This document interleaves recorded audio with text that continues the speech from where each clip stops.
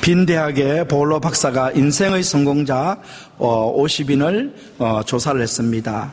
그들의 공통점이 있었는데 그것은 다름이 아니라 분명한 인생의 목표가 있었다라는 것입니다. 분명한 목표를 세우고 그것을 향해서 나갈 때 그들이 성공할 수 있었습니다. 저와 여러분도 성공하려면 분명한 목표가 있어야 됩니다. 그리고 그 목표를 향해서 최선을 다해 노력을 해야 할 것입니다. 무하마드 알리는 1964년 로마 올림픽 헤비급 챔피언 건투 결승전에 구경을 갔습니다. 결승전에서 이기고 금메달을 딴 프로이드 패터슨에게 소년 알리가 달려나가 애쳤습니다. 패터슨, 나는 반드시 너를 해치우겠다. 나는 세상에서 제일 강한 사람이다. 그때 패터슨이 소년 알리에게 말했습니다. 그래, 귀여운 애야, 그렇게 한번 해봐라. 그 후 5년이 지난 1969년에 세계 챔피언 타이틀 매치에서 알리는 패터슨을 KO시키고 세계 챔피언이 되었습니다. 인생에서 성공을 하려면 분명한 목표가 있어야 합니다. 헨리 포드나 스티브 잡스와 같이 성공을 이룬 사람들도 환경이 어려운 가운데 분명한 목표를 가졌습니다. 헨리 포드는 많은 사람들이 소유할 수 있는 자동차 개발을 목표로 삼았고, 애플 컴퓨터 사장이었던 스티브 잡스는 개인이 사용할 수 있는 탁상용 컴퓨터 개발이라는 분명한 목표를 잡았습니다. 그들은 그 분명한 목표를 성취하였고 그들은 대기업인으로 세상에 알려지게 되었습니다. 마찬가지로 성공적인 신앙생활을 위해서 분명한 목표가 있어야 합니다. 하나님께서 사람들마다 부르심의 목적이 있습니다. 또한 그 목적을 이루기 위해 하나님께서 주신 목표가 있습니다. 목표는 목적을 이루기 위해 우리가 실천해야 될 세부 항목들이라고 볼 수 있습니다. 우리들의 부르심의 목적은 하나님의 영광입니다. 그 목적을 위해서 하나님께서 우리들을 부르시고 또한 우리들 각자에게 신앙의 목표, 즉 골을 주셨습니다. 우리들은 이 신앙의 목표를 분명하게 알아야 할 것입니다. 목표가 불분명해서는 안 됩니다. 사도 바울은 분명한 신앙의 목표를 가졌습니다. 본문 12절 말씀을 다 같이 한번 읽어보시도록 하겠습니다. 시작. 내가 이미 얻었다 함도 아니요 온전히 이루었다 함도 아니라 오직 내가 그리스도 예수께 잡힌 바 된 그것을 잡으려고 쫓아가노라. 내가 완전히 이룬 것도 아니고 얻은 것도 아니고 오직 내가 하는 일은 예수 그리스도께 잡힌 바 된 그것을 잡으려고 쫓아간다라고 지금 사도 바울이 고백을 하고 있는 것입니다. 사도 바울은 목표점을 향해서 그것을 잡으려고 쫓아가고 있다라고 말씀을 하고 있습니다. 자, 그가 그리스도께 잡힌 바 된 그것, 그리스도 예수께 잡힌 바 된 그것이 바울의 목표라고 본문에서 말씀을 하고 있습니다. 그러면 사랑하는 성도 여러분, 그리스도 예수께 잡힌 것이란 과연 무엇일까요? 무엇이 사도 바울을 사로잡았을까요? 본절이 포함된 문맥을 살펴보면 바울이 그리스도 예수께 잡힌 바 된 것은 그리스도와의 연합, 그리스도를 믿음으로 말미암은 하나님의 의, 그리스도 죽음을 본받아 죽은 자의 부활에 이르는 것, 이것이 바로 그리스도께 잡힌 것입니다. 그런데 우리가 사도행전 9장을 읽어보면 잘 알 수 있듯이 그리스도께 사도 바울이 잡히는 순간은 다메섹 도상에서 부활의 주님을 만나는 순간에 바로 사도 바울이 그리스도께 잡혀버립니다. 죄인으로서 하나님의 심판을 받아서 십자가에서 죽었다라고 생각한 예수님을 믿는 사람들을 잡아서 데려오기 위해서 사도 바울이 대제사장에게서 공문을 받아서 그것을 가지고 가고 있는 그 길목 다메섹 도상에서 길에서 정오, 그것도 대낮인데 대낮 중에서 가장 밝은 빛이 비치는 정오에 환한 빛이 둘러비치면서 사도 바울에게 부활의 주님이 나타나신 것입니다. 사울아 사울아, 바울이 이름이 변화되기 전에는 사울이었습니다. 사울아 사울아, 라고 불렀습니다. 내가 왜 나를 핍박을 하느냐라고 주님께서 부르셨습니다. 그때 사도 바울은 너무나 큰 충격을 받았습니다.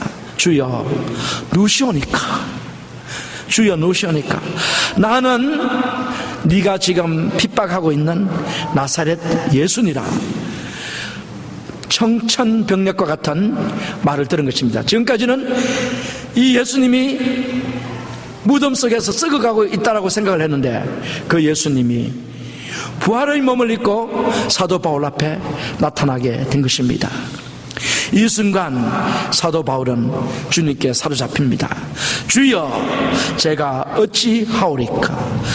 주는 바로 하나님을 칭하는 이름입니다. 주여 제가 어찌 하오리까. 이렇게 말씀을 했을 때 바울아 너는 앞으로 할 일이 있다. 내가 이방인들을 위해서 너를 사도로 세우겠다라고 주님께서 말씀해 주십니다. 그래서 여기서 두 가지 사도 바울이 주님께 사로잡힌 것은 두 가지입니다. 하나는 바로 뭐냐면 예수 그리스도를 아는 것. 그래서 빌립보서 3장에 보면은 우리가 지난 시간에 읽은 말씀, 내가 가진 모든 것을 해로 여기만 내 주 예수 그리스도를 아는 지식이 가장 고상함을 인함이라. 예수 그리스도를 아는 그 지식 때문에 내가 가지고 있는 모든 것을 해로 여긴다. 잃어버린 걸로 생각한다. 없는 걸로 생각하겠다는 것입니다. 버린다는 얘기입니다. 바로 예수 그리스도를 아는 것이 무엇이냐면 사도 바울의 목적이었습니다. 목표가 바로 그것이었습니다. 또 하나는 뭐냐면은 예수 그리스도를 선포하는 것. 이방인들에게 예수님을 선포합니다. 예수님을 믿지 않아서, 예수님을 몰라서, 예수님을 믿을 수 없는 사람들에게 예수님을 전해주어서 그들의 죄를 위해서 십자가에서 죽으시고 그들을 다시 의롭다라고 하기 위해서 죄를 다 용서하시기 위해서 무덤에서 살아나신 이 예수 그리스도를 선포하는 이 일이 바로 사도 바울에게는 인생의 골이 된 것입니다. 목표가 된 것입니다. 그래서 사도 바울의 목표는 두 가지입니다. 나는 그리스도를 아는 것이 나의 인생의 목표다. 나는 이 예수님을 알지 못하는 사람들에게 전파하는 것이 나의 인생의 목표다. 바로 다메섹 도상에서 이와 같이 변화가 되는 것입니다. 놀랍도록 사로잡혔어요. 그래서 사도 바울이 오늘 본문 속에서 고백합니다. 내가 예수께 사로잡힌 바 된 그것을 잡으려고 쫓아가노라.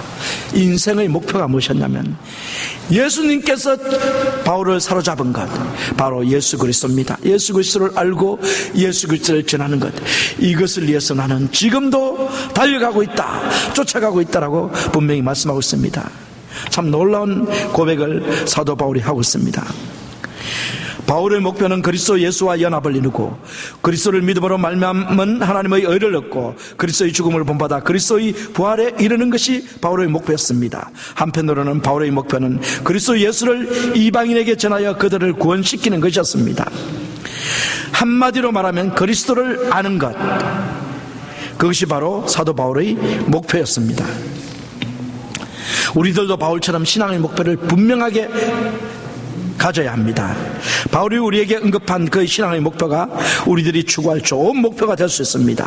바울은 빌립보 성도들에게 17절에서 형제들아 너희는 함께 나를 본받으라. 나를 본받으라. 사도 바울이 빌립보 성도님들에게 나를 본받으라고 이렇게 고백할 수 있는 이런 놀라운 말씀은 사도 바울은 오직 그리스도를 아는 것, 그것이 그의 삶의 목표였기 때문에 본받으라고 말할 수 있었던 것입니다. 우리는 사도 바울을 본받아야 돼요.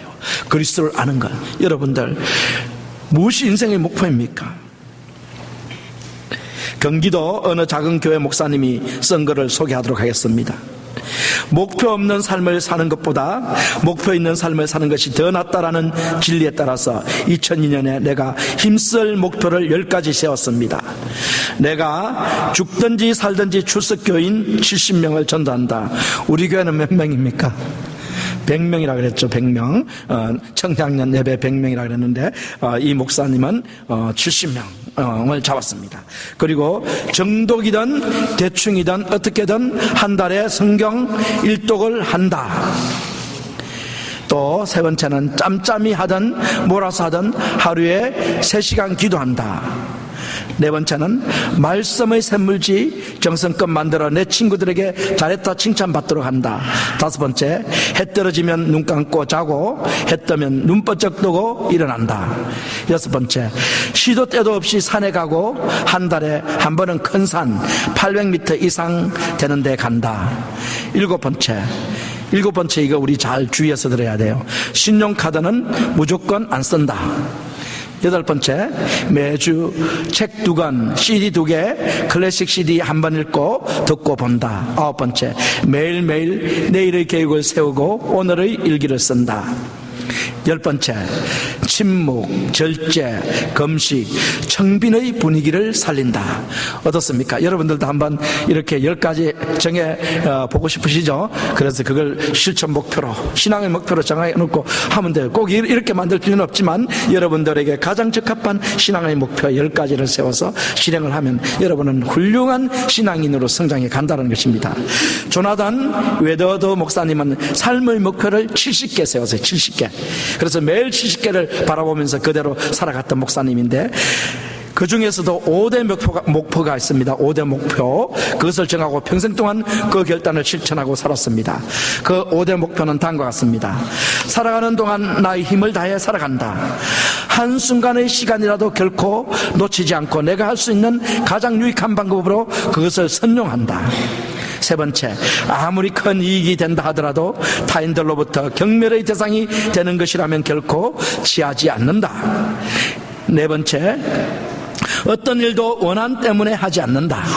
다섯 번째, 인생에 있어서 마지막이 될지 모르는 좋은 기회라고 하시더라도 하나님 보시기에 안 좋은 일이라면 선택하지 않는다. 어떻습니까? 조나단 웨더드 목사님은 영적 대각성 운동을 미국에 일으켰던 분입니다. 그 목사님으로 인하여서 미국에 큰 부흥이 일어났습니다. 한 분의 이런 인생의 정확한 목표를 통해서 하나님은 역사하시는 거예요. 여러분들이 어떤 인생의 목표를 세우는가가 참 하나님께서 여러분을 어떻게 사용하실까가 결정이 되는 것입니다. 우리도 인생의 목표를 세워야 돼요. 100만 명을 주님께로 돌아오도록 큰 부흥을 이룬 D.L. 무디 목사님은 하루의 목표가 분명했습니다. 하루에 한 명씩 전도하는 것이 D.L. 무디 목사님의 목표였습니다. 100만 명은 너무나 큰 수의 사람들입니다. 그러나 하루에 한 명을 전도하는 것은 큰 숫자가 아닙니다. 이 조그만 목표를 세우고 실천했을 때 하나님의 놀라운 부흥을 경험할 수 있었습니다. 우리들도 신앙의 목표를 분명하게 정해야 합니다. 어떤 일이 있더라도 주일은 지킨다 라든가, 어떤 경우에라도 남의 험담을 하지 않는다라든가 구체적인 목표를 정하시기를 바랍니다. 무디 목사님처럼은 못하더라도 일주일에 한 사람씩 전도한다라고 목표를 정할 수 있을 것입니다.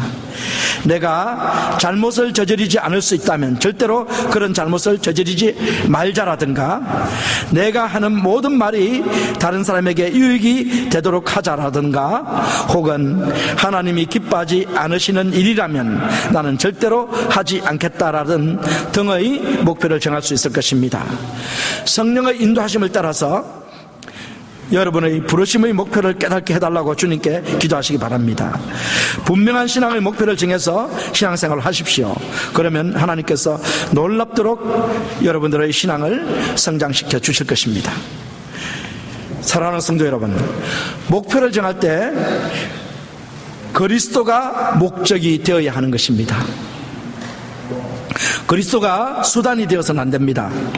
부흥회를 자주 다니는 어떤 목사님이 간증을 한 말씀을 제가 책에서 읽어봤는데, 그분이 어떤 교회에 가서 3일간 부흥회를 했는데 수요일부터 해서 수목금을 부흥회를 인도했는데, 어떤 한 여자 성도님이 맨 앞자리에 앉아가지고 찬양할 때는 너무 열광적으로 박수치고 찬양을 너무나 잘해요. 그러는데 딱 설교가 시작이 되면 이 아주머니가 사라진다라는 것입니다. 사라진다는 것은 뭐냐면은 잠에 골아 떨어지는 거예요. 그때부터 잠자기 시작하는 거예요. 그래서 첫날이라서 너무 피곤해가지고 찬양을 너무 열심히 불러서 피곤한가 보다. 그래서 이해가 됐습니다. 이튿날 또 마찬가지입니다. 그렇게 열심히 찬양하다가 설교가 딱 시작되면은 또 잡니다. 또 3일째는 마찬가지였어요. 그래서 담임 목사님에게 말씀합니다. 이 앞자리에 앉아 계신 여자 성도님은 왜 설교 시간만 되면 이렇게 주무십니까? 라고 했더니 담임 목사님이 설명을 합니다. 예, 목사님, 이분은 원래 무당이었습니다. 무당. 그래서 시끄러운 곳에서는 적응을 너무나 잘해요. 그래서 찬양 소리가 나면 너무나 즐거운데 조용한 곳에서는 적응을 못합니다. 그래서 설교 시간만 되면 자는 것이 바로 이 특기라고 그렇게 말합니다. 그런데 이 여자 성도님은 새벽 예배도 한 번도 안 빠지고 수요 예배도 한 번 안 빠지고 금요철에도 한 번도 안 빠집니다. 그러면서 칭찬을 하는 것입니다. 맞습니다. 바로 이분이 비록 무당기가 좀 있어가지고 아직 덜 빠져가지고 설교 시간에 존다 하지만은 그리스도를 너무나 사랑하는 그런 아주머니란 것입니다. 이분에게는 바로 그리스도가 목적입니다. 그런데 또 다른 한 분의 간증을 하는데, 이 목사님이 또 부흥에 가서 어떤 한 여자 성도님에 대한 얘기를 들었는데, 그 성도님은 이혼을 2번 했는데, 이혼한 이유가 뭐냐 하면은 아기를 낳지 못해가지고 2번 이혼을 당한 거예요. 3번째 이제 결혼을 했는데 이번에도 아기를 낳지 못하면 또 이혼을 당할 판입니다. 그래서 어떤 분이 교회 가서 예수님 믿으면은 아기를 가질 수 있다고 그렇게 얘기를 해주니까 너무 좋았어요. 그래서 그때부터 아기 갖기 위해서 교회를 나가게 됐습니다. 그래서 거기서 신앙생활에서 침례도 받고 이렇게 집사님도 되고 했는데, 그런데 이분의 목적은 바로 그리스도가 아니었고 원래 목적이 무엇입니까? 아기였었습니다. 아기가 목적이고 그리스도는 수단이었던 것입니다. 바로 목적과 수단이 우리는 바뀌면 안 되는 거예요. 우리가 목표를 정할 때 그리스도가 목적이 되는 이런 목표를 정해야 되는 거예요. 바로 주님께서 오늘 우리에게 목적이 바로 그리스도가 되어야 된다. 사도 바울의 목적은 그리스도였었습니다. 오직 그리스도를 위하여 내 안에 사는 것이 그리스도니 내게 죽는 것도 유익함이라 라고 빌립보서 2장에서 사도 바울은 고백을 하지 않습니까? 그의 목적은 그리스도였습니다. 자, 그러면 우리의 목적이 그리스도인 것을 어떻게 알 수 있을까요? 그것은 하나님의 말씀을 통해서 우리가 그리스도를 목적으로 하는지 수단으로 하는지를 알 수가 있을 것입니다. 우리의 생각과 우리의 행동을 늘 진리인 말씀에 비추어 보아야 합니다. 성령께서 깨닫게 하시는 말씀과 일치하는 삶을 살 때 우리는 그리스도가 목적이 되는 삶을 살고 있습니다. 그러나 말씀에 어긋나는 생각, 행동을 할 때 우리는 그리스도가 목적이 아니라 그리스도가 수단이 되는 것입니다. 우리 자신의 생각과 행동이 기준이 되는 삶이 아니라 진리인 성경 말씀이 기준이 될 때 그리스도가 목적이 됩니다. 히브리서 4장 12절 말씀입니다. 하나님의 말씀은 살았고 운동력이 있어 좌우의 날선 어떤 금보다도 예리하여 혼과 영과 및 관절과 골수를 찔려 쪼개기까지 하며 또 마음의 생각과 뜻을 감찰하나니. 여러분, 벽지를 바를 때, 벽지를 아마 발라보신 분들은 다 경험을 하신 거예요. 저도 벽지를 바를 때 아무리 벽지를 잘 바르려고 해도 이게 잘 발라지지 않아요. 그런데 벽지를 반듯하게 바를 수 있는 방법이 있는데 그게 무엇일까요? 그게 바로 뭐냐 하면은 다림줄이라는 이 기구를 사용하면 됩니다. 다림줄은 바로 천정 그 가까이에다가 압정을 하나 꽂아놓고 거기에다가 그 다림줄 한 끝을 딱 고정시키는 것입니다. 그런 다음에 그걸 직선으로 아래로 딱 내리뜨리면 중력에 의해서 어떻게 됩니까? 직선으로 쫙 곱게 내려오죠. 그것을 보고서 벽지를 쫙 바르면은 어떻게 됩니까? 벽지가 하나가 반듯하게 되죠. 그렇게 하고 끝나면 안 돼요. 또다시 다림줄을 그 다음번에 또 딱 놓고 딱 옮기는 거예요. 딱 내리면 거기다가 그러면 또 직선의 다림줄이 쫙 내려오죠. 그러면 거기다가 대고 벽지를 딱 발라요. 이렇게 해서 계속 발라나가면 어떻게 될까요? 벽지가 반듯하게 아름다운 무늬로 이렇게 발려지게 되는 것입니다. 이 다림줄이 바로 뭐냐면은 말씀이에요. 캐논이에요. 캐논이라는 게 바로 뭐냐면 성경 우리 39권과 27권, 이 신구약, 이걸 우리가 정경이라고 부르죠. 37권, 27권을 정경이라는데, 정경을 영어로 하면 캐논인데, 이 캐논은 뭐냐면 자라는 뜻입니다. 자, 반듯한 자, 이게 자예요. 자. 그래서 말씀은 바로 자에 해당돼요. 반듯하게 줄을 꺼주는 것이 바로 말씀인 것입니다. 그래서 이 말씀이 우리가 살아가는 데 있어서 이 말씀은 우리가 바른 길로 인도해 줍니다. 그래서 여호수아서 1장 8절에 뭐라고 했습니까? 너는 이 말씀을 주야로 묵상하여 그 가운데 기록한 대로 지켜 행하라. 그리하면 내가 형통할 것이요 내 길이 평탄하리라고 하나님께서 여호수아에게 말씀하신 내용이 있지 않습니까? 바로 우리가 말씀 따라 살아가면은 그리스도가 목적이 되고 그리스도의 영광을 우리가 추구하게 되는 것입니다. 그렇게 되기 때문에 우리의 삶은 평탄하게 되고 주님께서 주시는 평안으로 넘치는 그런 삶이 된다라고 주님께서 말씀해 주시는 것입니다. 우리의 목적이 그리스도가 되어야 합니다. 수단이 되어서는 안 됩니다. 그리스도를 위한 우리의 신앙 목표가 분명해야 됩니다. 그럴 때 우리는 신앙에 성공할 수 있습니다. 자, 지금까지 신앙의 성공을 위해서 분명한 목표가 있어야 한다라고 하나님께서 우리들에게 말씀해 주셨습니다. 이제 신앙의 성공을 위해서 목표를 실천하는 자세가 얼마나 중요한지를 본문 말씀을 통해서 하나님께서 우리에게 알려주실 것입니다. 그 자세는 세 가지입니다. 자, 첫 번째 자세는 무엇입니까? 목표물을 잡으려고 쫓아가야 합니다. 목표물을 잡기 위해서 우리는 쫓아가야 돼요. 목표물을 잡기 위해서.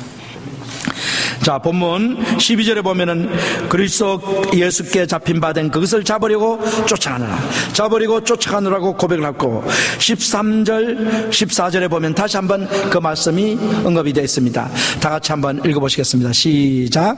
형제들아, 나는 아직 내가 잡은 줄로 여기지 아니하고 오직 한 일, 즉 뒤에 있는 것은 잊어버리고 앞에 있는 것을 잡으려고 표대를 향하여 그리스도 예수 안에서 하나님이 위에서 부르신 부름의 상을 위하여 쫓아가노라. 자, 여기 보면은 잡으려고 한번 나오죠. 잡으려고가 나오고 있고, 그 다음에 뭐가 나오고 있습니까? 쫓아가느라가 나오는데, 잡으려고, 이것이 어떤 의미겠습니까? 잡으려고. 보통 우리가 잡는 이 정도 잡는 것이 아닙니다. 여기서 잡으려고는 잡고 놓지 않는 것입니다. 한번 딱 잡으면 놓지 않는 이런 것을 말씀하고 있는데, 여러분, 경상북도 영천에 가면은 유명한 것이 무엇일까요? 영천 삼사관학교가 있습니다. 줄임말로 삼사라고 부르죠. 단기 사관학교로서 2년간 강한 군사훈련을 받은 다음에 육군 소위로 인간하여 복무할 수 있도록 사관생도들을 20세 되는 사관생도들을 훈련시키는 학교입니다. 저도 20대 초반 아니지만 한 중반 좀 못 돼가지고 그때 그곳에서 한 6개월간 장교 훈련을 받고 육군 소위로 인간한 적이 있습니다. 유격 훈련을 제가 그때 했었는데, 모형 헬기에 올라가서 헬기에 매달린 밧줄을 타고 강을 건너는 훈련이 있었습니다. 그 훈련을 제가 받고 있는 중에 조교가 손가락의 힘이 얼마나 큰지를 아느냐라고 물어봤습니다. 손가락의 힘이 얼마나 큰지. 그래서 그 조교는 그 손가락의 힘이 얼마나 큰지 직접 눈으로 보았다라고 말했습니다. 모형 헬기에서 이제 뛰어내리는 어떤 훈련을 하고 있는데, 그 사관생도 20세 된 사관생도 후보생이 이제 모형 헬기에서 뛰어내려야 됩니다. 뛰어내려야 그 훈련을 통과하는데, 그런데 너무 무서워서 뛰어내릴 수가 없습니다. 밧줄 타고 강을 건너는 거죠. 그런데 안 뛰어내면 안 되니까 조교가 이 사람을 밀었어요. 헬기 밖으로. 그랬더니 이 사람이 떨어지는가 싶더니 어떻게 했냐면은 떨어지지 않고 이 새끼손가락을 가지고 헬기 난간을 잡고 거기 매달려 있다는 거예요. 안 떨어지는 거. 그래서 그걸 보고, 이야, 새끼손가락 하나 가지고도 몸을 지탱하는구나. 이 얼마나 강한가, 이걸 알았다는 거예요. 바로 이와 같이 꽉 잡는 것, 이게 바로 뭐냐면은 잡으려고 해요. 무엇을 잡아야 됩니까? 목표를 잡아야 돼요. 목표. 신앙의 목표를 꽉 잡아야 되는 것입니다. 이걸 잡고 놓지 않아야 되는 것입니다. 사도 바울은 목표를 꽉 붙잡기 위해서 목표를 향해서 쫓아갔습니다.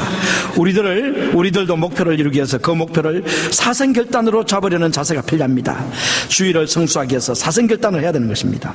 전도하기 위해서 사생결단을 해야 되는 것입니다. 형제들에게 사랑을 베풀기 위해서 사생결단하고 섬기는 것이 필요합니다. 그리고 쫓아간다라는 의미가 무엇일까요?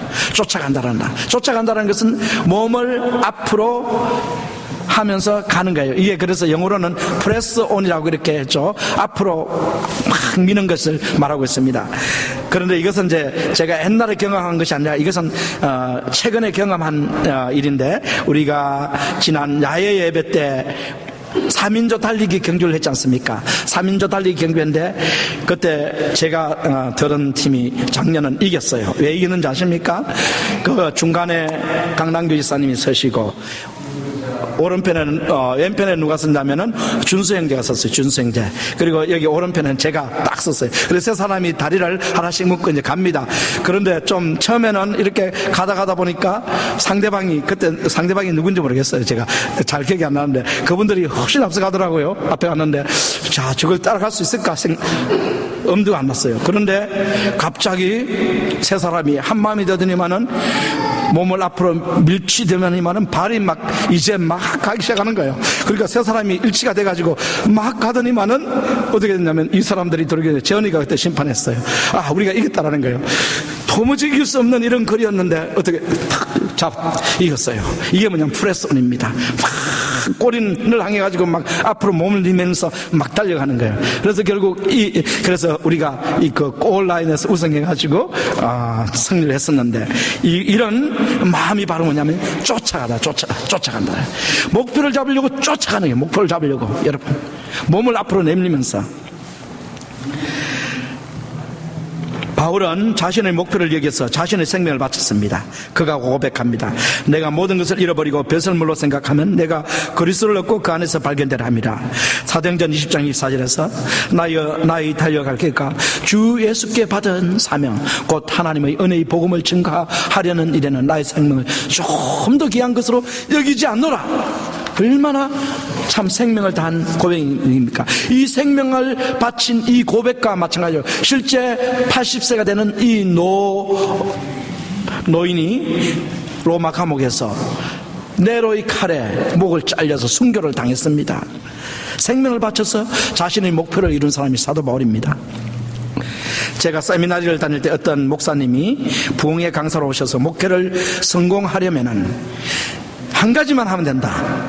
그게 뭐냐면 생명 걸면 된다는 거예요. 목회에다 생명 걸면 너 목회 성공한다, 이렇게 설교를 하는 것을 제가 기억합니다.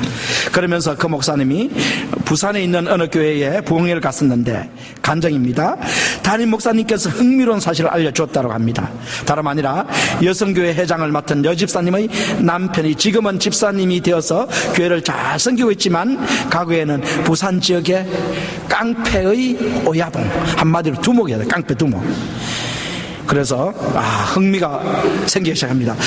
과연 깡패 두목은 어떻게 생겼을까? 여러분도 생각해 보십시오. 깡패 두목은 어떻게 생겨요? 얼굴에 칼집이 나 있고 키도 크고 덩치도 커야 되겠죠. 그래서 한번 만나보고 싶었어요. 그런데 마침 여성교회 회장 댁에서 식사를 대접한다는 거예요. 그래서 잘됐다, 이제 남편을 드디어 만나보겠구나. 그래서 기대하고 딱 가서 이제 식사를 올라오는 메뉴는 별로 중요하지 않습니다. 남편이 나타나기만을 기다리고 있습니다. 여성교회 회장이 음식을 먹으러 가지만 언제 남편이 나타날까 그것만 기다리고 있어요. 그런데 드디어 남편이 왔어요. 목사님, 제가 이 사람의 남편이 되는 사람입니다. 딱 봤더니 너무 놀랐어요. 이 사람이 어찌해서 깡패의 오야봉을 할 수 있을까? 너무나 평범한 얼굴에다가 칼자국 하나 없고, 그리고 몸은 보통 날씬한 그런 체격이었습니다. 아니, 어찌 깡패 오야봉을 할 수 있었습니까? 목사님, 저를 만나는 사람마다 모든 사람이 다 물어보는 질문입니다. 목사님, 저에게는 깡패 오야봉을 하는데 한 가지 딱 비결이 있습니다. 그게 뭐냐 하면은, 저는 싸움을 했다 하면은, 누구든지 붙었다 하면은 제 목숨을 내놓고 싸웁니다. 사생결단하고 싸웁니다. 어느 날 깡패 두목하고 싸움이 붙었는데, 깡패 두목은 큰 덩치의 사람이었는데 싸움을 합니다. 한참 싸움을 하는데 이 깡패 두목이 드디어 눈치를 채기 시작합니다. 저놈은 지가 죽든지 내가 죽든지 하나가 죽어야 싸움을 끝낼 놈이구나. 딱 그런 눈치를 채고 그때부터는 싸울 용기가 나지 않는다는 것입니다. 그래서 실실 용기를 잃어버리고 그만 나중에 가서는 급기야 무릎을 꿇고 형님으로 제가 모시겠습니다 라고 이렇게 깡패두목이 무릎을 꿇었다는 거예요. 그래가지고 제가 이렇게 부산 지역을 장악하는 깡패를 짓을 할 수가 있었습니다 라고 고백을 한 거예요. 자, 이게 무엇입니까? 생명을 건다는 거예요. 무엇을 하든지 간에 생명을 건다는 거예요. 생명. 우리가 목표를 도달하기 위해서, 차지하기 위해서 생명을 거는 거예요. 이것이 바로 목표를 우리가 성취할 수가 있겠죠. 자, 그래서 이게 바로 뭐냐면은 자버리고 쫓아간다는 것이 생명을 걸고 우리가 나가는 것을 말씀합니다. 둘째,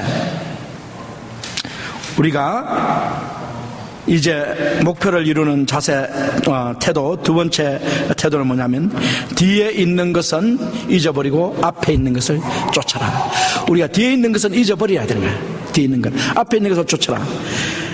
사도 바울이 고백한 내용이 바로 뭐냐면 13절 14절이죠 거기 보면 13절 다 같이 한번 읽어보겠습니다. 다시. 형제들아, 나는 아직 내가 잡은 줄로 여기지 아니하고 오직 한 일, 즉 뒤에 있는 것은 잊어버리고 앞에 있는 것을 잡으려고. 자, 이제 뭐냐면은 뒤에 있는 것은 잊어버리고 앞에 있는 것을 잡으려고 사도 바울은 나아간다는 것입니다. 자, 뒤에 있는 것은 두 가지의 의미가 있습니다. 하나는 바로 뭐냐 하면은, 하나는 과거에 이룬 업적들, 성취들, 주님을 위해서 한 일들, 이런 것들을 말하는 것입니다. 사도 바울은 주님을 위해서 참 많은 일을 했습니다. 그런데 지금 이제 로마 감옥에서 이 빌립보 성도에게 편지를 쓰는 이 시점은 이제 마지막 죽을 그런 순교당할 그런 시점에 와 있었습니다. 주님을 위해서 한 일이 너무나 많지만 그 일은 다 잊어버리고 이제 그 감옥에서도 내가 어찌하든지 내가 복음을 전하기를 원하노라, 이런 고백을 사도 바울이 한 것입니다. 우리가 잘 알고 있는 슈바이처 박사는 30대 초반에 신학대학교의 학장이 되었습니다. 신학대학교 학장. 그래서 그는 그것을 소유하며 즐길 수가 있었지만은 그는 그것을 소유하고 즐기지 않았습니다. 그것들을 돌아보지 않고 그는 다시 의학 공부를 시작해서 의학 박사가 되어서 아프리카 오지에 가서 어수를 사용하여 선교 활동을 하면서 평생을 보냈습니다. 아무리 평생을 바쳐서 간직할 만한 업적을 남겼다 하더라도 그것이 그리스도와 복음을 전파하는 데 방해가 된다면 사도 바울은 그것을 돌아보지 않겠다라는 것입니다. 버리는 것의 중요성을 사도 바울에게 우리는 배워야 됩니다. 제가 한국에 있을 때 세미나리에서 태역 장군입니다. 공군 태역 장군과 같이 공부를 했었는데, 그분도 학생이고 저도 학생이었는데, 그분이 고백하는 내용이 뭐냐면, 자기는 평생 동안 수많은 표창장과 수많은 상을 받았는데 지금 나이가 60이 넘어서 내가 그것들을 가지고 다니기가 너무 힘들어. 그것이 너무나 나에겐 짐이 돼. 이제는 다 없는 것만도 못하다라는 것입니다. 자기가 이룬 그런 것들이 하나도 쓸모가 없는 것이었다라고 말합니다. 바로 우리들이 주님을 위해서 살아가는데 그 주장스럽게 여겨지는 것은 다 버릴 수가 있어야 된다는 것입니다. 어느 목사님이 설교를 마치고 나오자 한 성도님이 목사님을 칭찬했습니다. 목사님은 정말 위대한 설교가 중의 한 사람입니다. 목사님은 그 일을 부인에게 말을 해주고 싶었습니다. 여보, 오늘도 한 성도님이 내가 위대한 설교가 중의 한 사람이라고 하더군요. 그러나 아무 응답이 없었습니다. 사모님의 칭찬을 듣고 싶었던 목사님이 질문을 또 합니다. 도대체 이 세대의 가장 훌륭한 설교자는 몇 명이나 될까라고 질문을 했습니다. 그러자 그때는 사모님이 대답을 합니다.